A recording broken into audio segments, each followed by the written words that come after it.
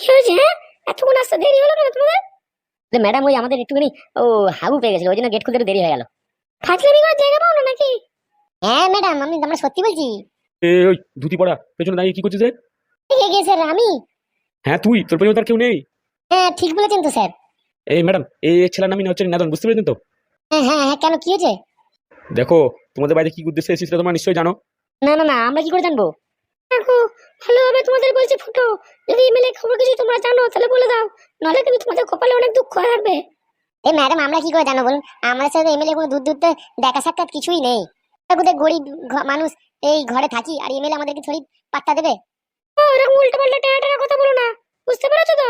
যদি কোনো রকম ভাবে জানতে পারি আমি, যদি তোমরা ওই এমএলএ কে লুকোতে সাহায্য করে থাকো এখানে, তাহলে কিন্তু তোমাদের ওই থানায় নিয়ে গিয়ে আবার উল্টো টাঙিয়ে 3rd ডিগ্রি দিয়ে যাবো। ম্যাডাম, আমরা সত্যি বলছি, কিছু জানি না এমএলএ ব্যাপারে। তোমরা ছাড়া এই কাজটা কেউ করতে পারবে না, তোমরাই তো সব একটা মাস্টার মাইন্ড। ম্যাডাম, সন্দেহ করে কি আর মানুষকে কি কিছু বলা যায়? কি বলি বলুন তো আপনাকে? এবার আমাকে তো একটা মহিলার সাথে খারাপ কাজের জন্য ফাঁসিয়ে সন্দেহ করেছিলেন, জেলে পাঠিয়েছিলেন। পরে তো আপনি ওইটা প্রমাণ করতে পারলেন না, ওসব ফালতু ঘটনা হয়ে গেল। আপনাকে হয়তো কেউ উল্টোপাল্টা খবর দিয়েছে যে এমএলএ বাবু আমাদের এখানে আছে, কিন্তু সত্যি কথা বলতে এমএলএ বাবুর সাথে আমাদের কোনো কথাবার্তা দেখা সাক্ষাৎ কিচ্ছু নাই, কখনোই কোনো দেখা সাক্ষাৎ কথাবার্তা কিছুই নেই। এমএলএ কোথায় নিজের বাড়িতে এমএলএ, আমরা কোথায় নিজের ঘরে এই কানা করি। এরাও তো এমনি আমাদের সহ্য করতে পারে না, তা কি করে এমএলএ বলছে কানেকশন হবে আমাদের? তো জানেন সবকিছু আমাদের ব্যাপারে, কতবার আমাদের ঝগড়া হয়ে গেছে। ম্যাডাম, আমি বলছি শুনুন, এরা এই কাজটাই করেছে।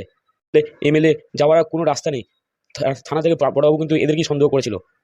আমাদের উপর এরকম কেন সন্দেহ? কেন? অন্য কেউ কি করতে পারে না এই কাজটা? অন্য কেউ কেন করবে এই কাজটা? তাই তো বলেছো যে এমএলএ ভোটে দাঁড়াচ্ছে, বিপরীত পার্টি আমরা, নাগল বেগম, আমরা নাকি এই কাজটা করতে পারি। এমএলএ বাবুকে সরাই রাখলে আমাদের নাকি অনেক লাভ হবে। আমরা এরকম বলিনি, মিথ্যে কথা বলেছে, মিথ্যে কথা বলেছে অফিসার স্যার, আপনাদের মিথ্যে কথা বলেছে। তোমাদের কথা অনুযায়ী থানা বড়বাবু আমাদের বাড়িতে এসেছিল, বুঝেছো? বেশি কথা বলবে না তোমরা।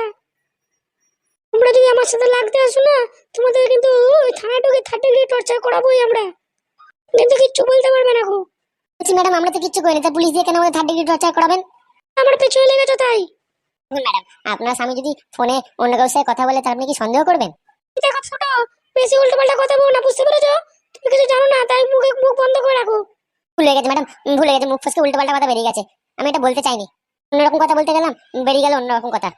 একবার যদি তোমাদের ব্যাপারে কোনো প্রমাণ পেয়ে যায়, তারপর তোমাদেরকে ওই থানায় নিয়ে গিয়ে এমন আটা চাকরিতে পেশাবো, দেখবে তখন। সরি ম্যাডাম, ভুল হয়ে গেছে, আমরা আপনার নামে কিছু বলতে চাইনি, আপনাকে বোঝাতে চাইলাম একরকম, আর হয়ে গেল অন্যরকম। দুঃখ আছে তোমাদের, মাথায় রেখো কথাটা। একদম চল চল এখান থেকে চল, বেশিক্ষণ থাকা যায় না, আমার কেমন গা ঘিনঘিন করছে সে কথা বলতে একদম। কি হবে বলতে এবার? হ্যাঁ, ওই এমএলএ সাহেবকে তো খোঁজার জন্য 10,000 টাকা পুরস্কার ইনাম দিয়ে দিয়েছে। এমএলএ স্ত্রী তো এটা সব জায়গায় ছড়িয়ে দিয়েছে, একবারে পুরো সোশ্যাল মিডিয়া, পেপারে, সব জায়গাতে। কেন এমএলএ তো বললো ঘর দিয়ে বেরোবে না, আর ঘরের মধ্যে একটা বালতি নিয়ে যেতে বললো। হ্যাঁ, ওই হিসু টিসু এলে বালতি দিয়ে করে বলে, তাই তো? হ্যাঁ, একটু সাবধানে থাকতে হবে ওনাকে। না, উনি তো ঘর থেকে বেরোবে না বলেছে, আবার চিন্তা কিসে? এমএলএ বাবু যে বিরিয়ানি আনার কথা বলছিল, সেটা নিয়ে কিছু ভাবলি? কি করবো বল, আমাদের কাছে কত টাকা পয়সা আছে, বললাম তো, ওইসব খাওয়ানোর মতো টাকা পয়সা নেই তো এখন। এমএলএ বাবু কিরকম বলতো, বলে কিনা পরে সব টাকা পয়সা দিয়ে দেবে, এখন আমরা কোথা থেকে জোগাড় করবো সেটা তো ভাবতেই পারছি না। তুমিতে এমএলএ বাবুকে এখানে আনতে গিয়ে 750 না কতটা 800 টাকার মতো খরচা হয়েছে, সেটা কোনো হিসেব আছে? টাকাটা কে দেবে আমাদেরকে, তাই তো বুঝতে পারছি না। এখন পকেটে পয়সা করে বিশাল শর্ট চলছে। হ্যাঁ, তার উপরে এমএলএ কে নিয়ে এলাম, কি জানি কি করে চালাবো এই কটা দিন। এমএলএ বাবু তো বললো তো পাই টু পাই সব হিসেব করে দেবে। বিপদে সাহায্য করেছিস এমএলএ, এমএলএ তো বললো সেগুলো সবই। তুই বুঝছিস না কেন? আমাদের নিজেদের কাছে যখন টাকা নেই, তো চালাবো কি করে? এমএলএ তো কিছু করার নেই, ও তো ব্যাংকে গেলে ক্যামেরায় ধরা পড়ে গেলে তো মুশকিল। কি বুদ্ধিটা খারাপ দিয়েছিলাম, সোনার জিনিসটা যদি বিক্রি করে কিছু টাকা পয়সা পাওয়া যেত, তাহলে তো ওই কটা দিন চালানো যেত ওতে। ওরা বলাতেই এমএলএ বাবু কিন্তু নিজের বিয়ের ওই সোনার পাতলা চেনটা গলা থেকে দেবার জন্য রাজি হয়ে গেল, বুঝতে পারলি? কথাটা কি খারাপ বললাম? ওই বউ তো পৃথিবীতে ওনাকে বাঁচতেই দিতে চান না, তাহলে বউয়ের দেওয়া জিনিসটা গলায় থেকে কি লাভ? এমএলএ বাবু তো এমএলএ গলায় চেন তো রাখতেই চায় না, কিন্তু ওর মায়ের জন্য মনটা খারাপ লাগছে, মা পরিয়ে দিয়েছিল, মায়ের স্মৃতি হিসেবে তো ওটাকে রেখে দিচ্ছে নিজের গলাতে, দিতেই চাইছে না।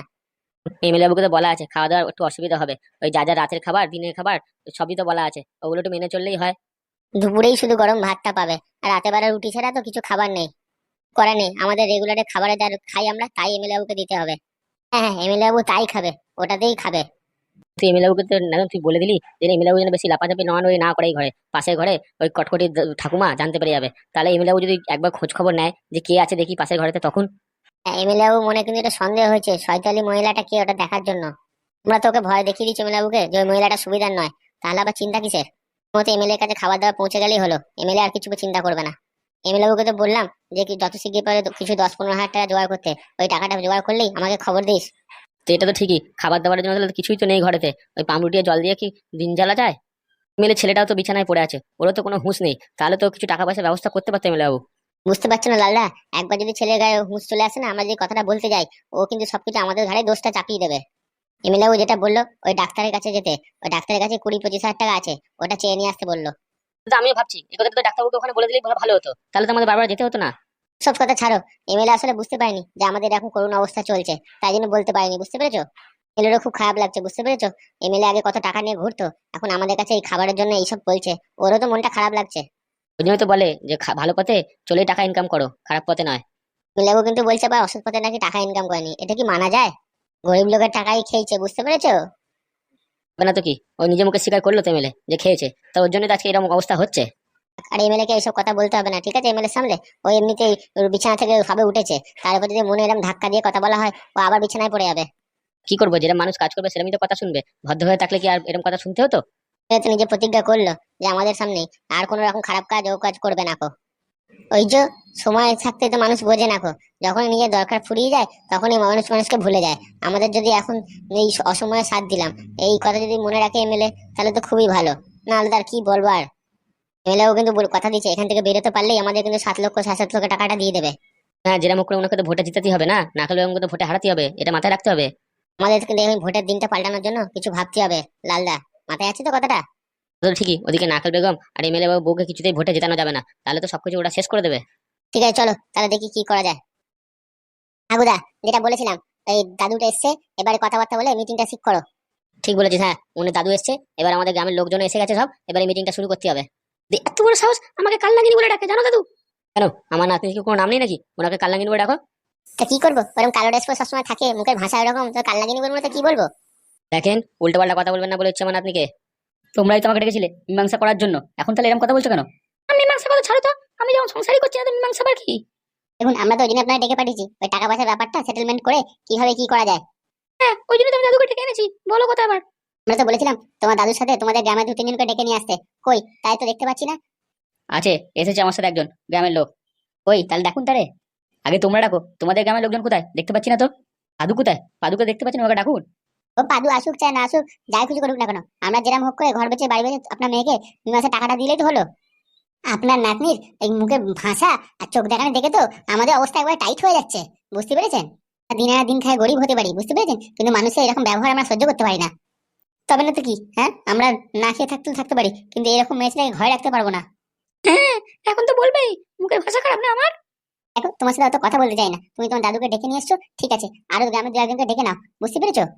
দেখো, অত সময় নেই আমাদের কাছে, ঠিক আছে? যা মিটিং করা এখনই করে নাও, বিকেল দেওয়ার সময় আসতে বলেছে, বিকেল হয়ে গেছে, এবার কি সন্ধ্যা হবে নাকি? আমাকে তো বাড়ি যেতে হবে। যেটা বলেছি দাদু মাথায় রাখবে, সাতের নিচে কিন্তু কথাবার্তা একদম নিচে নামাবে না গো। সাত সাত কি তার বেশি তার কম, কোথায় কি হয়েছে মীমাংসাতে কথাবার্তা বলে আমরা সেটিং করে নেবো, বুঝতে পেরেছো? তোমাকে বেশি নাক গলাতে হবে না। না ঠিক আছে, আমি কথা বলবো না, কিন্তু একটা কথা মনে রাখবেন, ওই সাতটার নিচে আমি নামবোই না। জন্য যে যা বলুক, আমি কিন্তু কারো কথা শুনবো না। হে বাবু, তুমি অত কথাবার্তা বলো না তো, তোমাদের গ্রামের লোকজনকে ডাকো তাড়াতাড়ি, কথা সেটেলমেন্ট করো তাড়াতাড়ি। দেখুন এরকম ভাবে তো হুটপাট করে কোনো কাজকর্ম হয় না, বুঝতে পেরেছেন? এটা একটা ছাড়ছাড়ের ব্যাপার রয়েছে, তারপর টাকা পয়সা সেটেলমেন্টের ব্যাপার রয়েছে, ঠিক আছে? এরকম ভাবে হুট করে যেটা বললে সেটা তো করা যায় না। বেশি বাড়াবাড়ি করলে দাদু টাকার অ্যামাউন্টটা বাড়িয়ে দেবে, তো তারপর দেখছি ওরা কি করবে। ফুটো, দেখ দেখ, ফালতু এরকম কথা টাকা বলিস না, বুঝতে পেরেছিস? যেটা বলা সোজাসুজি বলে দে দাদুকে, ঠিক আছে? তারপর দেখছি কি করা যায়। ঠিক বলেছো হাগুদা। ওসব বেশি কথাবার্তা নিজেদের মধ্যে বলো না, বুঝতে পেরেছো? সংসারটা আমার হাতে আছে, আমি যেটা বলবো সেটাই হবে। আপনার ছেলে আমাকে বিয়ে করে আমার জীবন নষ্ট করে নিজে ওখানে কোন মেসে ফুর্তি করছে, আর আপনারা আমাকে এখানে টাকা কামানোর কথা বলছে। বলছি দেখো বাবু, তোমার সাথে আমার কোনো কথা বলার দরকার নেই, বুঝতে পেরেছো? তোমার দাদু আছে, দাদুর সাথে আমি কথা বলবো। তা আমার সাথে কথা বলুন, আমি তো এসেছি, এই বিকেলে 4টে ট্রেন ধরতেই এলাম, তোমার তো এরকম টাইমে আসতে বলেছিল, তাহলে এখন এরকম উল্টো পাল্টা কথা বলছো কেন? আর বলবেন না দাদু, খিদেতে মরে যাচ্ছি, এদের বাড়ি ওই ঢ্যামনা যে বউ আছে, কিচ্ছু খাবার খাবার করে না, একটু খাবার খাওয়া দিয়ে যায় না। তো কি করবে এরকম ভাবে? একটা কাকাকে নাম ধরে ডেকে তার বউকে এরকম ভাবে বলছে, হ্যাঁ? ও খেতে না দিয়ে ঠিক করেছে, ভালো করেছে। বাবা দেখেছো দাদু, ওদের মুখে কথাবার্তা শুনেছো? ওনাদের নাকি আমাদের সম্মান দিতে হবে, তারপর নাকি ওনারা আমাকে খেতে দেবে। এরম এই লোকজন, তোমরা তো মিথ্যে কথা বলে এরম ভাবে আমার মেয়েকে নাতনিটাকে বিয়ে দিলে, হ্যাঁ? জোচ্চোর কথা হলো সবাই, তোমরা সম্মান পাওয়ার যোগ্য নাকি? হ্যাঁ, বাপ রে বাপ, কি মুখে ভাষা তোমাদের। তো বাবু তুমি মুখ বন্ধ করো তো, তুমি ভেতরে যাও, তোমার দাদু এসছে তো, তোমার দাদু আরো গ্রামের লোকজন আসুক, তারপর কথা বলছি। তা তোমরা কি বলছো বলো, আমার সাথে কথা বলো, আমার গ্রামের লোকরা আসবে খুনি পরে। না, দেখুন ওরকম ভাবে তো কথাবার্তা বলা যায় না। গ্রামের লোক আমাদেরও আসবে, আপনাদেরও আসবে, তবে তো এই ব্যাপারটা সেটেলমেন্ট করা যায়। এরকম ভাবে বাড়িতে বসে মুখের কথা তো কিছু করা যায় না। আপনারা তো পরে বলতেই পারেন যে আমরা এরকম বলিনি, ওরকম বলিনি। তো আপনারা কি চাইছেন? এই জিনিসটা কি আমি কি শুধু শুধু এসেছি এখানে? শুধু শুধু না, আপনি এখানে কাল অবধি থেকে যান, তারপর দেখছি আমাদের গ্রামের লোকেরা, আপনার গ্রামের লোকেরা আসুক, দেখে নিন, একটা রাতের তো ব্যাপার। না না না না, কাল অবধি আমরা থাকতে পারবো না, অত সময় আমাদের হাতে নেই, আমাদের নানা রকম কাজ আছে। দেখুন কাজ তো হতেই থাকবে, কিন্তু এটা তো আবার নাতনির জীবনের সব ব্যাপার না। তো নাতনির জন্য একটা দিনকে দিতে পারবেন না আমাদের এখানে? কে কি করা যায় বলতো? একটা দিনের ব্যাপার বলছে তো, গ্রামের লোকজন তো আমাদের তো কেউ আসেনি সেরকম, এদেরও আসছে না, তো কিভাবে কি করবি? আমার যেন কেমন কিছু সুবিধা ঠেকছে না, বুঝতে পেরেছে দাদু? তুমি দেখো তো কি করা যায়। আপনি অত ঘাবড়াচ্ছেন কেন? আমরা আপনার নাতনিকে রাখবো না এই বাড়িতে, আমরাও ছাড়ছাড় করে নেবো আমার ছেলের সাথে, বুঝতে পেরেছেন? দেখো, কালকে অবধি সময় দিলাম, ঠিক আছে? তার মধ্যে কিন্তু সেটেলমেন্ট করে ছেড়ে দাও, নাহলে কিন্তু আমি চলে যাবো এখান থেকে, আর পরে ব্যবস্থা আমি নেবো। ফুটো রাজি হয়ে গেছে, বুঝতে পারছিস তো? একবার খালি বলে দে, তারপর ওদিকে নেদনটা ওদের কাজ করে দেবে, তখন দেখা যাবে। ঠিক আছে, আজ ডিভোর্সের বিচার হবে না,